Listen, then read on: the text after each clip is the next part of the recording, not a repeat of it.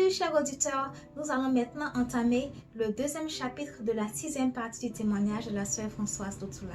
Merci infiniment pour votre fidélité, j'espère que vous êtes prêts pour la suite du témoignage. Sans tarder, on passe à la deuxième partie. Après ce dernier échec, je sus qu'il ne me restait plus qu'une chose à faire, me suicider.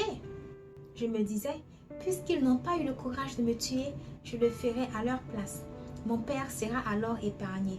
Ce n'était pas du stoïcisme de ma part, mais plutôt de l'amour paternel, puisque j'avais tout perdu, autant préserver celui qui m'avait engendré. Je réfléchissais à la manière dont j'allais réaliser mon plan diabolique, mais le Seigneur avait pour moi un autre destin. Le jour où j'avais décidé de m'empoisonner, mon père vint me dire qu'il envisageait de m'emmener le plus vite possible en Tanzanie. D'après un communiqué de la radio tanzanienne, il y avait eu un grand réveil spirituel. Le Seigneur y opérait des miracles comme ceux des temps bibliques. Les sourds entendaient, les aveugles recouvraient la vue, les paralytiques marchaient et ceux qui étaient possédés par les esprits impurs étaient délivrés par la parole de Dieu. Mon père me dit, « J'ai résolu de t'emmener là-bas dans une semaine, ma fille. Nous allons mettre cette semaine-là à profit pour nous préparer. » 2 jours après notre départ, un parent amena une femme auprès de mon père et lui demanda de raconter son histoire. Elle le fit sans se faire prier. Et elle dit, « Papa pasteur, je ne sais pas si vous me reconnaissez. Je suis celle qui était folle et qui se promenait à moitié nue dans ce village. Il y a moins d'une semaine, une de mes nièces était venue me chercher pour m'amener à Kasongo. Le pasteur de l'Assemblée de Dieu de Kasongo avait invité un couple d'évangélistes venus de Kinshasa. Ce couple prie Dieu d'une façon vraiment originale. Par exemple, il chasse les démons au nom de Jésus. Plusieurs démoniaques comme moi ont été délivrés grâce à la prière de ce couple au nom de Jésus. Lorsque on m'informa de votre intention de vous rendre en Tanzanie, je n'ai pas hésité un seul instant à venir vous voir pour vous dire d'aller plutôt à Kasongo. Si vous consentez à y aller, je suis prête à vous accompagner. Je suis certaine que le Dieu de ce couple délivrera votre fille comme il m'a aussi délivré. Les démons ne tenaient pas à ce que je me rende à Kasongo. Ils me dirent qu'ils feraient tout ce qu'ils pourraient pour m'empêcher d'y aller. C'est ainsi qu'ils me paralysèrent les 2 jambes, m'empêchant ainsi de me tenir debout. La chère sœur me porta sur le dos et nous pûmes continuer notre chemin vers Kasongo. Nous étions un groupe de 6 personnes. Mon père, mon cousin, 2 cousines, la femme qui nous avait annoncé cette nouvelle et moi. Chez moi, les voyages se font à pied.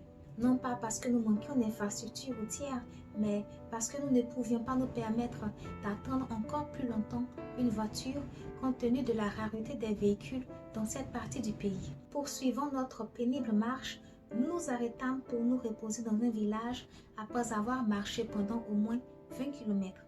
Nous avons croisé une femme qui venait justement de Kasongo. Elle portait un enfant sur le dos et glorifiait le Seigneur en chantant des cantiques de louange. Mon père, qui voulait savoir la raison de son excitation, l'interpella. Et la femme nous dit ceci. « Ma fille que voici était sourde depuis longtemps. Je viens de Kasongo où un homme et une femme venus de Kinshasa ont prié Dieu pour que ma fille entende. Après leur prière, j'ai appelé mon enfant et elle m'a répondu. Vous ne pouvez vous imaginer quelle joie est la mienne. J'ai voulu les remercier pour ce qu'ils avaient fait, mais ils m'ont répondu qu'ils n'étaient que de simples instruments utilisés par Dieu et que c'était à Dieu que je devais rendre gloire. Depuis lors, je ne fais que le remercier pour la guérison de ma fille.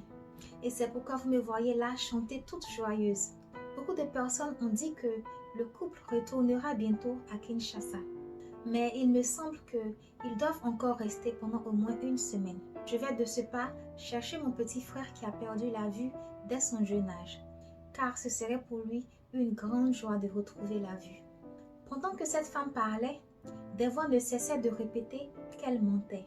Ces voix me disaient « Elle ment, ne l'écoute pas.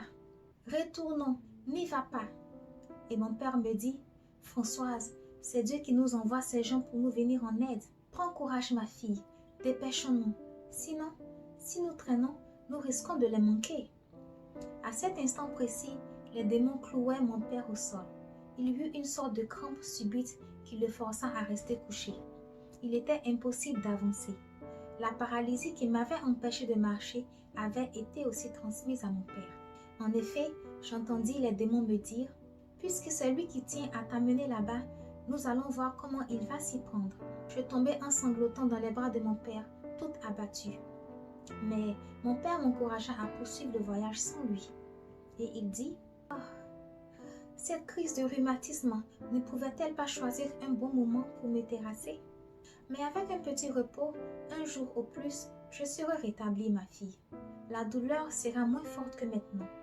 Puisque tu peux marcher maintenant, prends courage, ma fille, et va. Va trouver ces gens dont nous a parlé cette femme tout à l'heure. Et je vous rejoindrai dès que possible.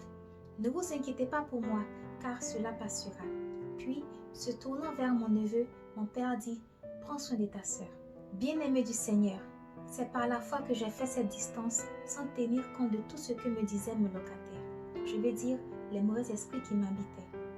Je marchais lentement en titubant. Tous les 10 kilomètres, nous nous reposions pour souffler. La maladie m'avait fortement affaibli. Les privations, ajoutées aux tracasseries des démons, m'avaient accompagné sur ma longue route vers la guérison.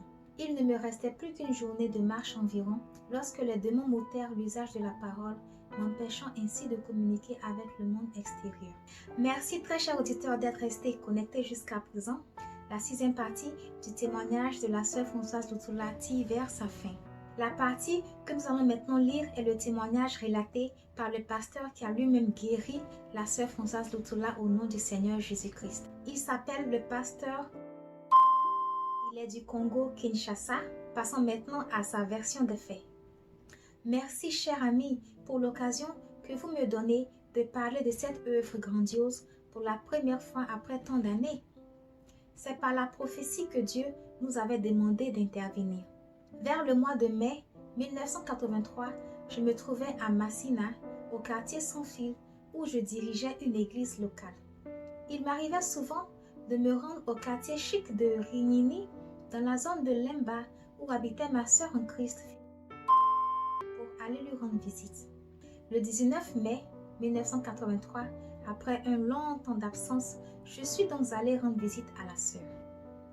Elle m'accueillit par ces paroles. « Sois béni mon frère, puisque tu viens de la part de Dieu. Il y a 2 jours, le Seigneur m'a parlé de toi dans une vision nocturne. Dans cette vision, j'ai vu la carte politique de mon pays, le Zaïre, suivie d'un gros plan de la région de Kivu. Je remarquai qu'il y avait un gros serpent enroulé autour de l'une de ces sous-régions, celle de Maniema. J'ai demandé au Seigneur ce que cela signifiait et le Seigneur me donna l'interprétation de la vision. Il me dit, « Le grand serpent que tu vois là, c'est le diable. Il est en train de séduire beaucoup de monde dans cette partie du pays. Je t'ai montré ces choses parce que j'ai une importante mission à te confier. Descends vite à cet endroit pour glorifier mon nom. » Je répondis au Seigneur, « Mais je suis une femme. Ta parole m'interdit de prendre autorité sur un homme. » 1 Timothée, chapitre 2, verset 12. Il n'y a pas que des femmes dans cette région, il y a aussi des hommes et j'aurai à prendre autorité sur eux. Le Seigneur me dit alors, « Tu n'iras pas seul. Dans 2 jours, je t'enverrai mon serviteur. Ce sera un signe de ma part. Arrange-toi pour lui payer son billet de transport. » J'ai reçu le message le 17 mai. 2 jours après, comme me l'a dit le Très-Haut, te voici après avoir disparu pendant je ne sais combien de temps. Merci infiniment, chers frères et sœurs, d'être restés connectés jusqu'à la fin de la 6e partie du témoignage de la sœur Françoise Luthula. J'espère que ce témoignage est édifiant pour vous. J'espère que ça vous fait réfléchir et penser à peut-être des expériences que vous avez vous-même traversées. Comme je l'ai dit au départ, n'hésitez pas à faire des commentaires, à partager des histoires que vous avez entendues et surtout dites-nous ce que vous pensez de ce témoignage. Croyez-vous que le témoignage de la sœur Françoise Luthula est vrai? Si vous avez des doutes quant à la véracité de ces faits, n'hésitez pas à partager votre point de vue. Postez vos commentaires. Que Dieu vous bénisse. Je vous adore, je vous embrasse. Bye bye.